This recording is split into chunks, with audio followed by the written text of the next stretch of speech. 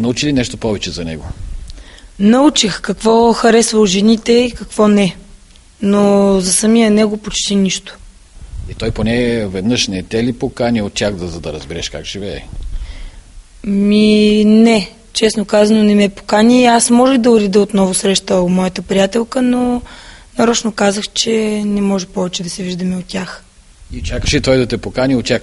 Нарочно така го беше измислила? Да, исках да видя дали той ще ме покани, но в крайна сметка още не е. А той те покани да правите виртуален секс всеки в къщата си. око не ми е извадил. Този така наречен виртуален секс, правите го, защото нямате терен ли? Може и така да се каже. Добре, но ти не си семейен, можеш да я поканиш у вас, вместо само да се гледате и да се пипате. Още е рано да я каня. Това обвързва. И зададе му въпросите, които се канеше да му зададеш? Някои му ги зададох, да. Кой беше първият? Пита го за бизнеса му и откъде има толкова много пари. А имаше ли наистина пари? Мисля, че имаше. И той какво отговори? Отговори ми на въпрос с въпрос. Попитаме дали и аз искам да имам. И ти?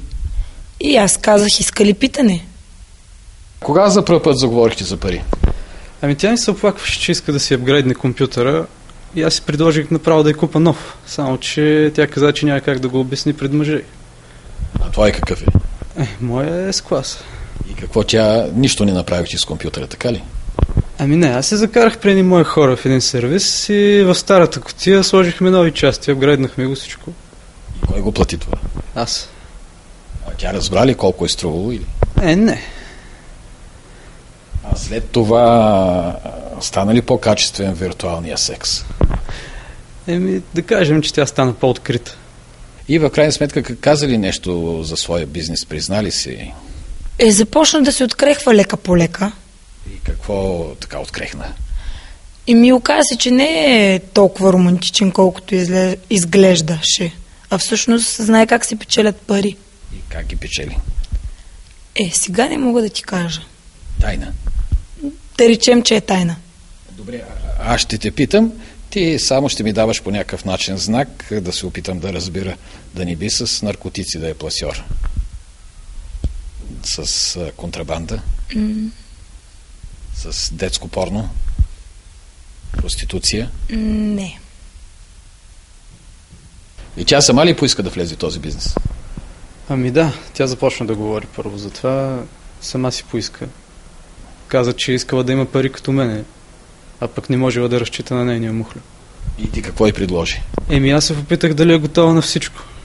И тя? Тя тогава се направи на бандитка от Южен Бронкс и каза, че е готова на всичко, само да не я пипат, т.е. без проституция. Класическа. Значи сама ти вдигна тя топката и ти се възползва. Аз от доста време чаках удобен момент, обаче тя сама подхвана темата. Удобен момент, какво да направиш? Къде да я вкараш?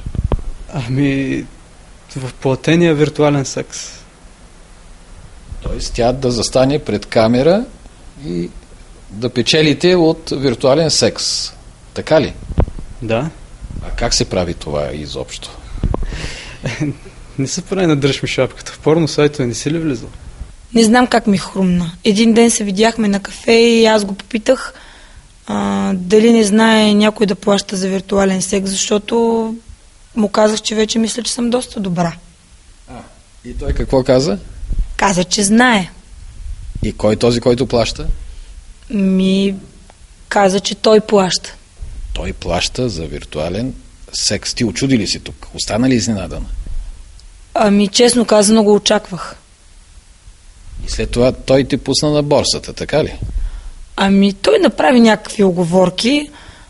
Каза, че ми обичал, че не може да си го представи, но после каза, че се печелило много добре и че може да се получи. Само не трябва да казваме на ченгетата, защото дебнели.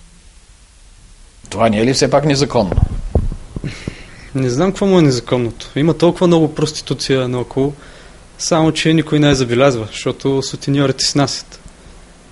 Най-мръсните и гадни мъже в Европа се гаврат с нашите момичета, а ние какво правим? Пускаме на баровците да гледат голи как и им събираме парите.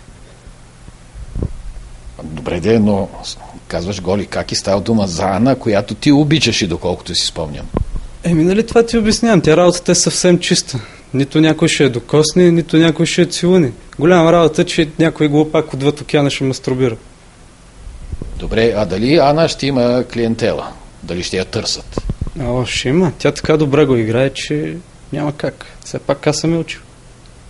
Нали уж всичко беше любов, а сега стана бизнес? Любов. Вие да не би да повярвахте на всичко, което ви разказвах до сега.